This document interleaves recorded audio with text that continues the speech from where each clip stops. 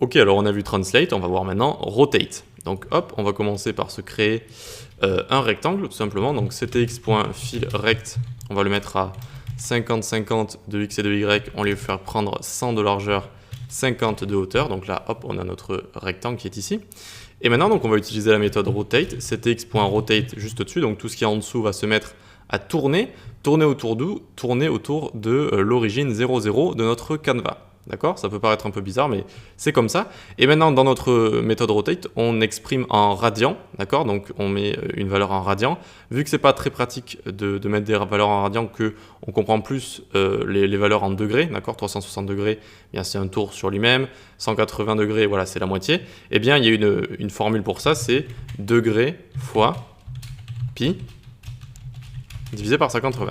D'accord? Et donc degrés, par exemple, ici, ça va être à chaque fois le nombre de degrés. Si je mets 0, il ne va pas tourner. D'accord? Si je commence à faire 10 degrés, voilà, ça tourne de 10 degrés, 20 de 20 degrés, etc. etc.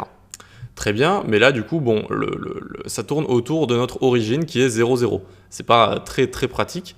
Eh bien, on peut changer cette origine, donc ça va tourner autour d'autre chose. Tout simplement, on va translate notre canevas, ctx.translate.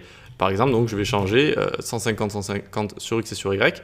Et donc à partir de là, il va tourner autour d'un point qui se situe à 150 sur x, 150 sur y. D'accord? On peut se le représenter en traçant un cercle, par exemple. Donc ctx.beginPath.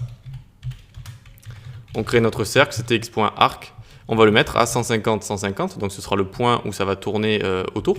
On va lui mettre 1 de rayon pour que ce soit juste un point. 0 angle de départ et angle d'arrivée 2 fois math.pi pour que ça fasse un cercle complet. Ensuite, on le dessine. Et hop, normalement, vous avez ce petit point ici qui est le point de rotation, d'accord? Ça va tourner autour de ce point, d'accord? Vu qu'on a translate ici, on a translate l'origine du canevas, et donc maintenant, l'origine du canevas se trouve ici. Et donc maintenant, ça tourne autour. Si je mets 0, hop, il revient ici. Et c'est parti, je peux le faire tourner donc autour de cela. Sachant que ce qui va tourner, c'est le point supérieur gauche. D'accord? Pour un rectangle, pour un cercle, si on le faisait tourner autour de ce point, ce serait le centre du cercle. Mais vu que vous savez que les rectangles sont placés par rapport à leur coin supérieur gauche, c'est ça qui va tourner autour. Bref, voilà, vous pouvez vous amuser ensuite. Ce que vous mettez ici, c'est la valeur en degrés. Et ensuite, donc, grâce à cette formule, elle est convertie en radians, vu que la méthode rotate accepte des radians. Ok, ben voilà, écoutez, 90... C'est vrai que ça tourne bizarrement après, c'est sûr. C'est vraiment juste ce point-là qui va tourner autour, d'accord? Et donc, si on met 190, tac, ce sera la moitié, d'accord? Et si on met 360, ça va revenir à sa position de départ ici.